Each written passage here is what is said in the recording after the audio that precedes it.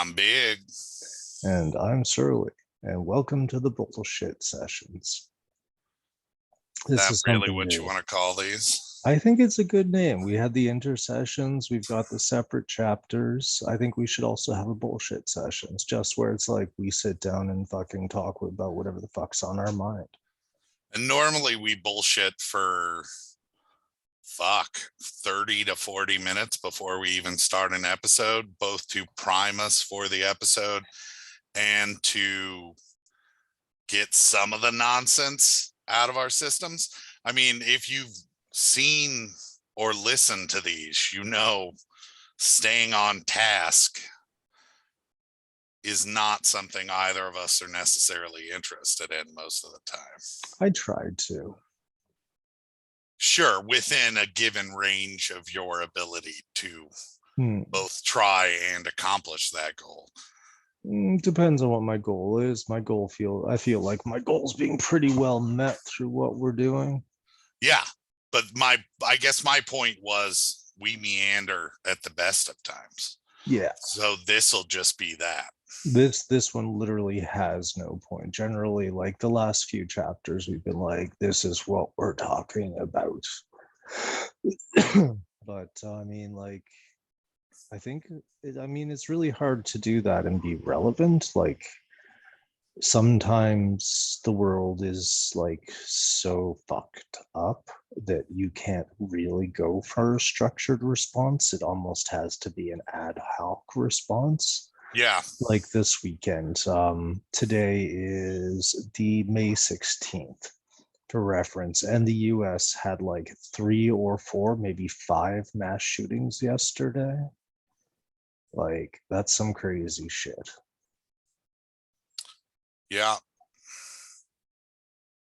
I mean, and I think it's been steadily getting worse in the US, and we've started having our own problems up here with similar violence. Well, part of it is that it's not just local regional news anymore. When it happens, it gets publicized widely, which is something that most mass shootings get, but not all. It also depends on the salaciousness of it and the victims. Like, we will talk, Black people were the majority victims, so I would be fucking impressed if the media stayed on this for more than a week. If it was little white kids, they'd still be talking about it in a year. Maybe not much more than a year. That's an interesting take on that. I haven't. Let's be fucking honest. American media values white lives over Black lives. That's one of the reasons Black Lives Matter has to fucking exist. How fucked up is it that the citizens of a country who are a specific skin tone fucking feel like their lives are valued so much less that they have to just say, hey guys, please value our lives too. Don't just value your own. That's fucked. And I think the big problem is like the US and my own country, our elite class has literally looted our treasuries and our lives of like all wealth.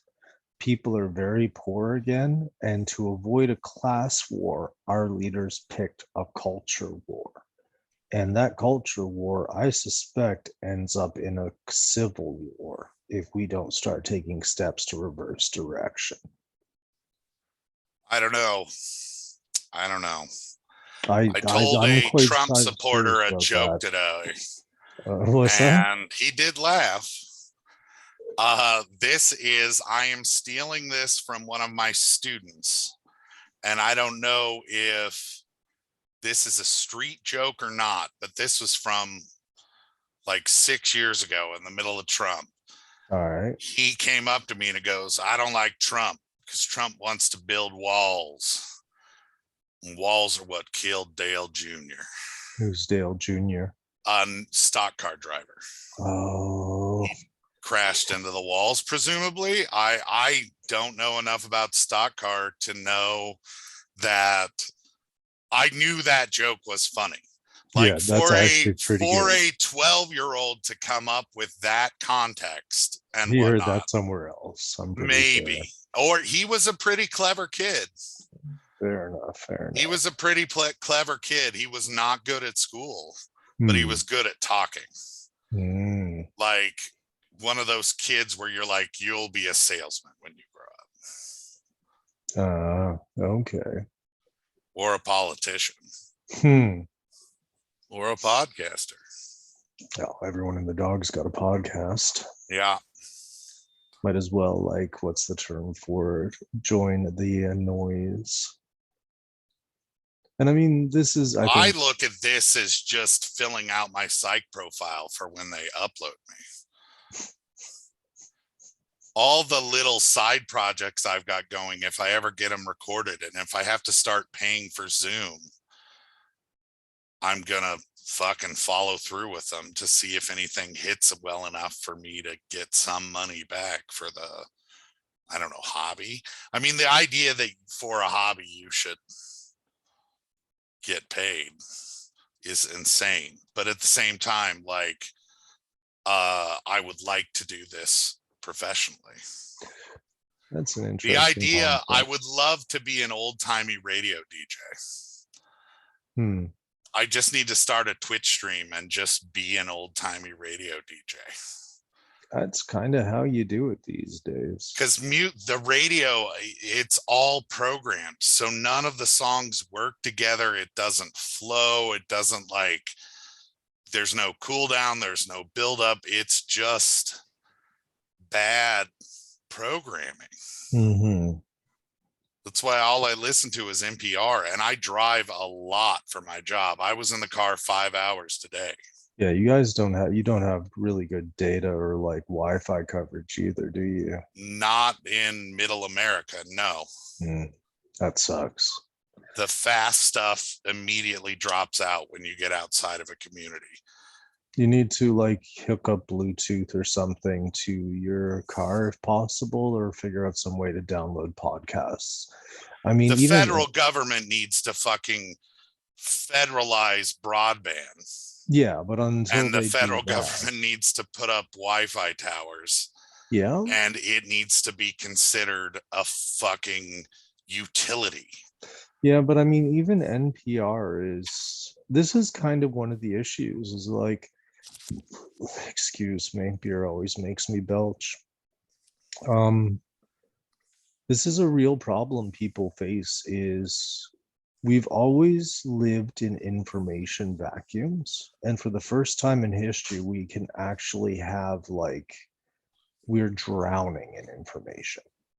But I mean, being able, if we choose to be, but I mean, our ability to parse through what's going on is actually at the highest it's ever been in civilization. And I mean,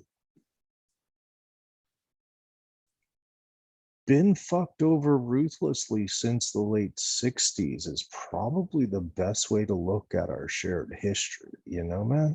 Certainly for work. I mean, we're both working class. Your parents are members of the Ivory Tower, but my dad was, and Glennis and her partner became real estate agents. Okay. But that was after I was a kid. Middle class. They made it to middle class. Yeah. Dad was a student until I was dad was a student until I was 12, and Glennis basically lived in poverty until a few years after I moved out on seasonal work with EI in the off seasons. We lived on our street. There was a number of people who were getting like social services, and like, although Newfoundland poverty is pretty ubiquitous, like, I mean, saying that your family was poor in Newfoundland is like basically 90% of the population. Same thing where I'm from. Ottumwa's a rural ghetto. Yeah. So I always describe Newfoundland as the ghetto of Canada. But I mean, like, most people describe Ottumwa as the asshole of Ottumwa. But there's actually some decent stuff here now. There's an African market. There's an Asian market. You can get legit food. Best tacos in Iowa. That's pretty cool. Yep. I mean, They're that's good tacos. and those are all the benefits of like globalization and immigration, right? Like that even place shitholes like on my little fucking fishing island and your like fucking breadbasket state can actually have access to the broader world.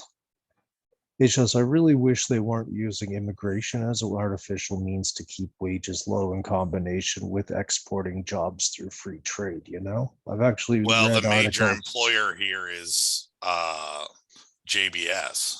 What's So JBS? JBS is a Brazilian meat packing company that owns the pork packing plant here and primarily employs refugees.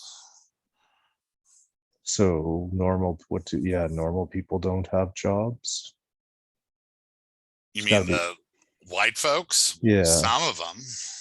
So you've got high unemployment and that are you a primarily white state? It's not I'm you not burn being out, ignorant but here. most white folks work there, and you have like 3 years. Mm-hmm. It is so physically demanding, Mm-hmm. and the They just burn, repetitive injuring, they burn through the employee base. Mm-hmm. Like, it's a shitty place to work. You're slaughtering hogs. Mm-hmm. Nobody does it if they don't have to do it. Yeah. And they have had to raise wages in the last few years periodically by $1 or $2 just to Just to keep get up. people.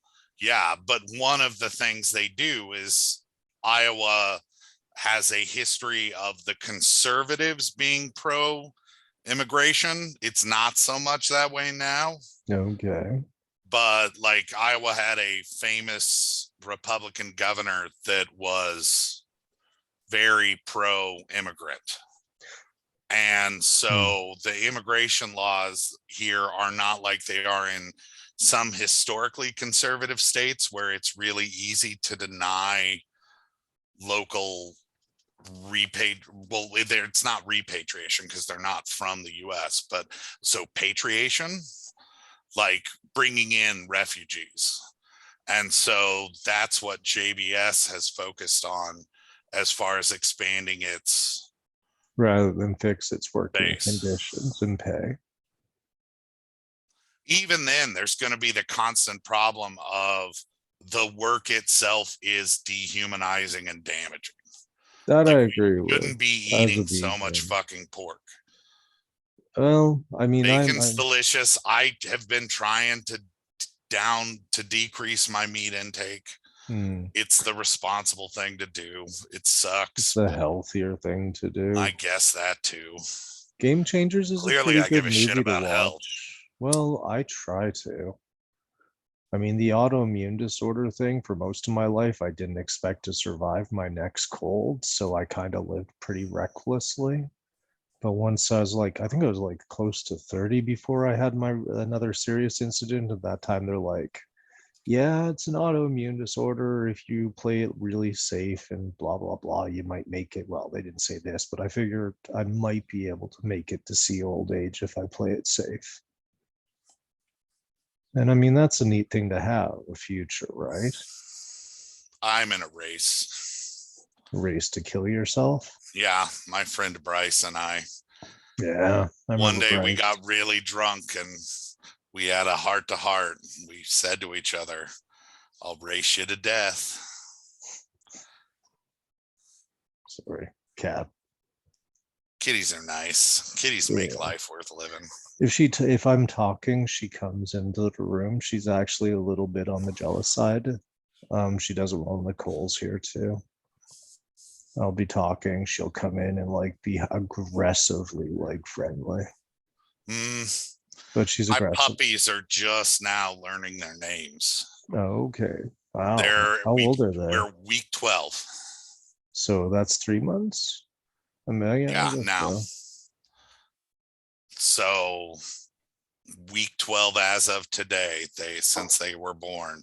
And in the last week and a half, they finally have started being able to differentiate between just wah, wah, wah, wah, wah, wah, wah, human talking and like Stella, George. Wah, wah, wah, wah. I don't know. Stella comes when you say Stella. George comes when you say George. It's bit they're hearing wah wah wah wah. Stella wah wah wah wah wah wah. George wah wah wah wah wah. But at least now they're finally getting clever enough to differentiate between those wah wah wah wah. Ginger knows a number of words. She definitely recognizes her name. She's honestly one of the gentler, friendlier, more pliable cats that I've worked with. But I mean, yeah, cats and dogs can both be trained fairly effectively. Sure, I always waffle between the let a dog be a dog and train the dog to do what you want it to do. I kind of don't want a dog that does what I want it to do. I honestly consider an untrained dog like an untrained child. There's the you've basically abused the child or dog, and it's not their fault. I guess that's needs true. To know how She's to gonna have to learn the basics. If it's a big that dog. shit, like interacting with other animals and stuff. Not jumping up, coming way. If you want to have that dog off a leash, come when I don't know that I'd ever. Yeah, I've trained dogs to be off of leashes, and it's there you don't actually have to use any force whatsoever. You just have to be in control at all times. You can be quite gentle about it. You never need to raise your voice. But a firm hand with dogs is the best thing you can give them. Oh, it's a good thing you're not a dad, because you would say the same thing about kids. I would be firm but fair. I was good with my kids overall. I tried when I was a teacher. I tried my best, and the kids liked me, and I tried to keep things fun and entertaining for them. But I mean, yeah, no, I mean, kids screaming in public, like children learn how to be, how are socialized in their youngest years, and how we're raised is important. Take it from a latchkey kid who had to learn how to be a fucking socialized the hard way. Yeah, it's good I didn't have kids either. Yeah, I wouldn't because of my medical problems. Yeah, I don't want to hand off my like the brain chemistry business. I mean, who knows how much that's environmental though, but epigenetically I'm probably a mess. Epigenetically, explain that. Like, your epigenetics is the science of studying genome shift and change in a living creature. Okay. So how the genetic code is expressed over time, sort of thing, through the interaction with the environment. Basically, if your grandfather or father was fat, you're more likely to have heart disease. If your grandfather or father were thin, you're less likely. It all goes back to like this one town that took meticulous records. I can't remember where the hell it was from, but epigenetics is how generational. Yes, like your baseline genetics from when you're a baby change over the course of your life. Yes. And those changes are expressed as to when you have children. Can be, yep. The changes will pass on, but how they'll be expressed is another story. That's true. I actually you don't have any like people that took a shitload of acid and had kids and like their babies were, I think all your issues are environmental, honestly. Could be. Yeah, I knew you in Korea. I was pretty badly abused. And my like, it's only been the last 5-6 years that there's been Rexulti. What's that? It's the drug that fixed my brain. I didn't think there was anything wrong with your brain. Oh, I'm super fucking smart. It's just my ability to not allow my emotions to interfere to an undue extent in my daily life. Like, you had no idea how much I just was walking around thinking about, like, there was this constant voice in my head that said, jump in front of the bus, jump in front of the car. Like, God, God, the worst ones were when I was in a cab in Tongyang and there's all these cutout roads where it's like the car is just, or the tunnel is just wide enough for the car to go through it. And my brain would be like yelling at me, stick your arm out the window. Yep. Your brain is definitely your worst enemy. Yeah. Yeah. And that constant suicidal impulse and the amount of energy that it took to say no really fucking took a toll for a long time. And it's only since Rexulti and venlafaxine, the two medications I'm taking right now, what they work for me, not necessarily for you. Everybody's brain is different. That shit has turned off. Interesting. Yeah, it sucked living for 40 years with a brain that hated you. I learned to shut down the voice in my head and make it work for me in my 20s. Oh, it's gone back and forth, but Rexulti has gotten to the point where now the voice is positive instead of negative. I just don't have much of one. That's scary.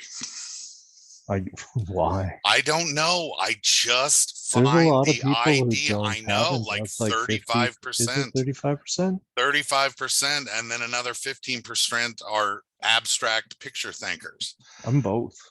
And I've trained so like myself half of people don't have an inner monologue, and it's, to me, someone for whom the inner monologue is so important, it is just unfathomably strange. I have an inner monologue. It just does what I tell it to. It's me controlling the monologue. It's not a feeling of something saying something to me outside of my control sort of idea or anything like that. Like, I play with it. I do music, I make up stories, but it's the part of my brain that used to attack me gutted it when I was in my 20s. In my 20s, my big breakthrough was learning how to do the mind palace. The thing from Sherlock Holmes? Dude, it's straight up, it is Jungian psychology. Like it's in that family. Yeah, I don't believe knowledge. In Jungian mysticism. I love Jungian mysticism. I'm probably more of a Jungian than I am a Christian in some ways. Yeah, but I just don't think it's real, right? It might not be. That's the thing about metaphysics. We're not going to live to see it proven or not. Again, one of the reasons I do these is so they can upload my personality. But I mean, that's kind of the point of like psychology, isn't to try to do something philosophically pretty, but to create an understanding of the complexity. I've talked to my father about this quite often, and this is where Alex's ivory tower comes from. Is my father was a PhD psychologist, lots of accolades and positions and stuff like that. So a discussion we've had is, I think, and he agrees with me, is that right now there are too many disciplines of the mind, and they're all like pulling in different directions, and they're all saying different things. And what we really need is a unification and a return to meta theory, which is something that we have really thought lost since the deconstructionist period in the late 20th century. Had the postmodernist stuff in the 1960s has really moved us away from like grand theories of cognition. And right now we don't have a cohesive whole to work with. We have a bunch of separate ideas that are describing similar and different things at the same time. Like sociology comes to us out of economics in the 1930s. Like, that's insane. Like, I was discussing with discussing.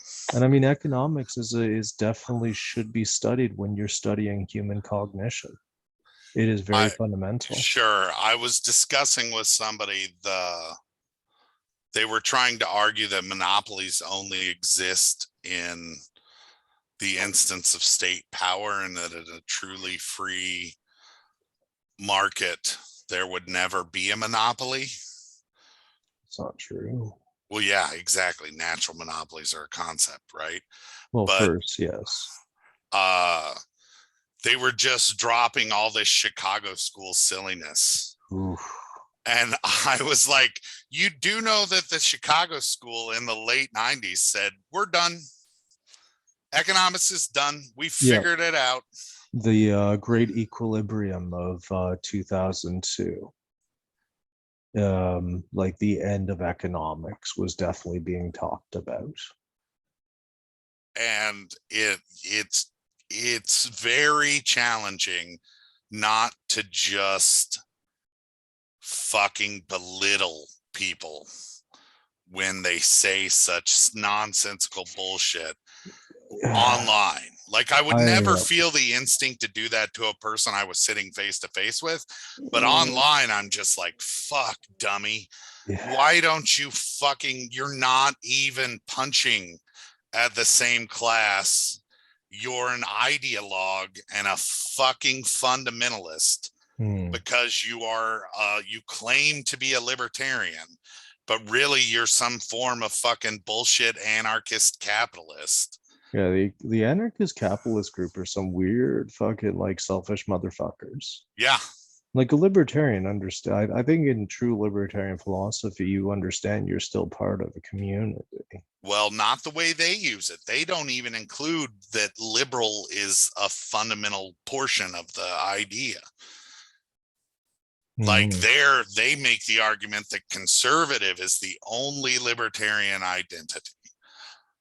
Yeah, I've run into those people. A lot of people couldn't understand how I could be hard left and hard libertarian for a long time. And it's like you can be center libertarian, you can be right libertarian, you can be left libertarian. I mean, left to right to center is just where how you think the economy should work and who it should benefit. The farther right you go, the more you think it should be the people who are basically rich. Farther left you go, the farther it becomes community orientated. Yes. Syndicalism, and I consider myself a minarchist. Smallest government necessary. It's just we don't agree left and right what that is that the government should do. Yeah, Nozick's Anarchy, the State, and Utopia really kind of like that. It was definitely the Bible for the teabag fundamentalists in the United States. But his idea that the minimal state is the objective has really, really dominated political dialogue since he wrote it, I think, in the 70s. It's a good idea. We should be spending less on defense. I want the government as much out of my life as feasibly possible. But that has nothing to do with the size of the government. Again, it's a question of what you prioritize and what you think the government should be doing. I prioritize who the government works for. What do you mean? Well, sure, whether it's rich people or who the government is working on behalf of is the first priority, not its size. Well, again, we have a fundamental problem of the fact that we're coming out of feudalism. We're the step after feudalism. Might not be too many more steps by the looks of things. Well, we'll see. I've been watching a lot of Star Trek. I got my fingers crossed. Yeah, I've been watching a lot of news and following like global news. Yeah. Huge chunk of the Antarctic ice shelf calved into the did it finally? Ocean in March. Yeah, that was out the other day. Yeah, we've got floods, fires, famines, droughts. We've got war. We got plagues. I mean, this shit's getting biblical at this point, and I'm not even like, I'm as atheist as they come. Like, I was literally raised without religion, so like, and never fucking clicked with any of them, except maybe the spaghetti monster. The flying spaghetti monster, I actually do support. Do you know the flying spaghetti monster? Of course I know. Yeah. Pastafarianism. Yeah, Pastafarianism. But I mean, that's not really, that's more of a spoof than anything else. Sure, it's like the Church of Satan. Yeah. They're just like really, they really ruled recently that a Satanists Christian flag really had to go up at a county courthouse or something. Mm-hmm. And so immediate, like same day they made that ruling, the Satanists were like, here's our flag. Yep. As they should. As they absolutely fucking should. Like, if we're going to abrogate the separation of church and state, then yep, every religion gets its say. My personal favorite was where they got their prayers inserted in the prayer cycle at like some town or something, at the next day or so. Like, they suddenly got rid of prayers. Like, I don't know if they're serious or not, but like, just the taking the piss out of fucking hardcore fundamentalists amuses the shit out of me in ways I can't. I was trying. They do a Bible reading at county courthouses here once a year.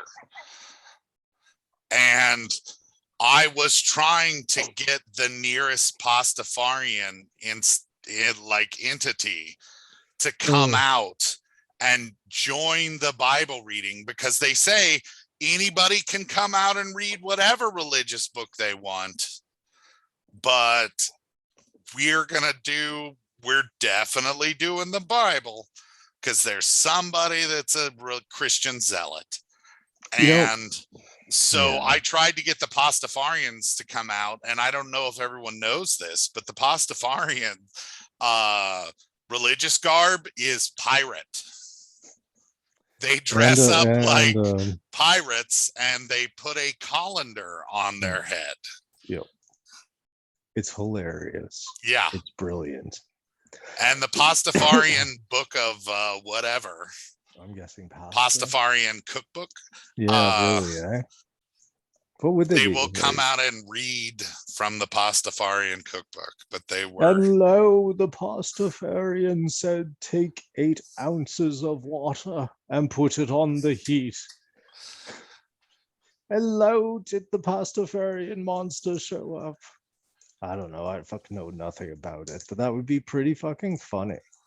I don't know. Religion confuses me. Religious people very much confuse me because of like the blatant hypocrisy. Like, if a person is actually religious and actually fucking does what they think is the right thing to do by their systems of belief, I usually have no problems with that. It's the people who like have the nuts to like lecture people about their lives while paying lip service to other people's virtue. You know what I mean?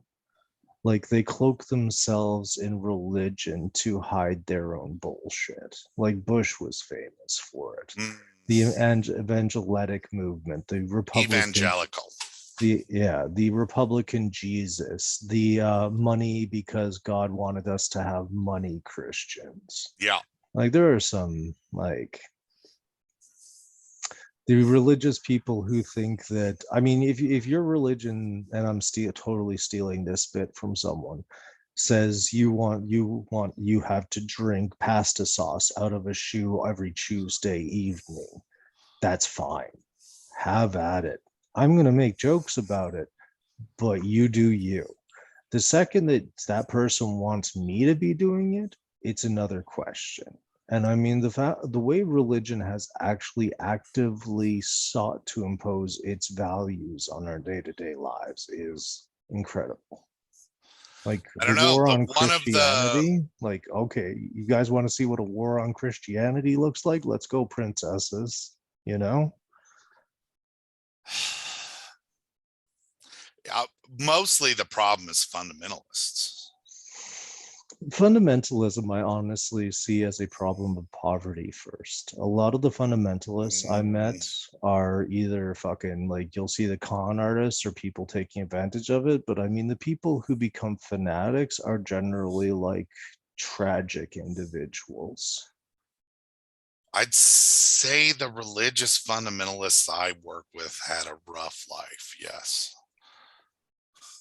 I'd say most did. I mean, there's a good reason why it's blowing up in the most poverty-stricken areas of the U.S., dude. Yeah, the Midwest is going down fast. We're gonna have a friggin' theocratic uprising. Oh, dude, you guys are so close to a civil war. Like, I actually think these escalation and mass shootings are the first sign of a civil war. Well, if you live overseas and have a couch and are a viewer of this show and would like to save me, well, hit me up. If you become a refugee, we'll put you up until you can get settled, okay? That's what I need to do, is live in your basement. Then it'd be both of us at the podcast. Well, it'll be easier in some ways, but yeah, it's getting settled. Newfoundland is not a good place economy wise. We're in some pretty serious shit. Like, as the food supplies and the like global food supply chains are like getting hit harder and harder and harder, the people here are doing worse and worse. And because we always stop on a grim note, we'll stop right there. I've been big. Out of time. We are. Yeah, so next time we won't have a time limit, hopefully, boys and girls. And he's been surly. Bye-bye.